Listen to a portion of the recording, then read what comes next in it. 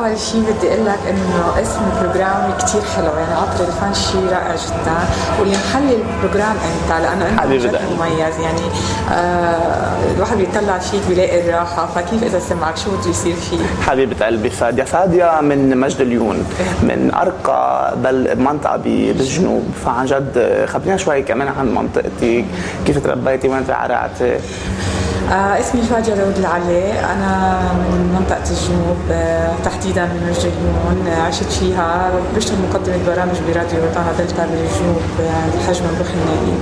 كنت لفترة صارت 13 سنة بهالمجال، وبشتغل كمان بمجلة روتانا مع الست مها، وحاليا أنا نائب رئيس تحرير لمجلة حلو الفن. وكمان عندي كثير من الأصدقاء الإعلاميين اللي عندهم مجلات أنا بساعدهم يكونوا موجودين فيها، وبطمح إني أوصل لمرحلة أكثر من هيك وأكبر من هيك.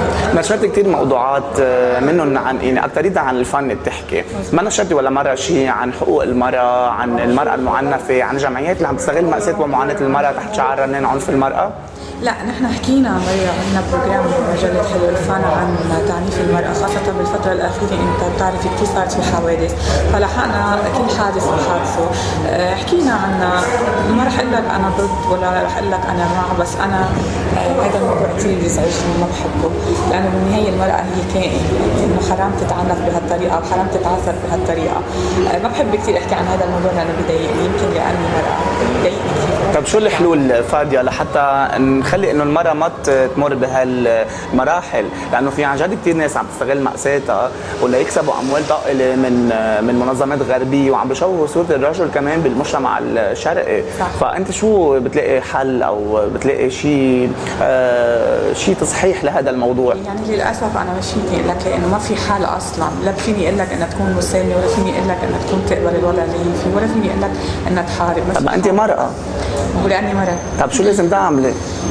ما بعرف، بتمنى اني ما اوصل لمرحله لهالنقطه بالتحديد، بس بنصح كل شفتيك وعن جد شفت بعيونك هيك نجوم عم بتلقلي، وانا اليوم فحشه زيك علي مثل ما دائما عودتينا بمواضيع كثير حلوه.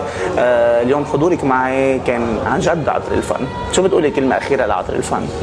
بدي اقول لك انت عطر الفن، ودي اقول لك انه بتمنى برنامجك يلاقي نجاح، وانت ناجح، وانت من الاشخاص اللي انا عن جد بحبهم. يمكن ما شفتك كثير، ولكن انا بتابعك وبتابع اخبارك وبرنامجك، بدي اتمنى لك التوفيق، وبدي اقول لك ان شاء الله هالبرنامج بيكون من انجح البرامج، وبتوصل للمراتب اللي انت بدك اياها والاعلى كمان. وبدي اقول لك بمناسبه شهر رمضان لك ولكل عم بيسمعونا هون، كل عام وانتم بالف خير.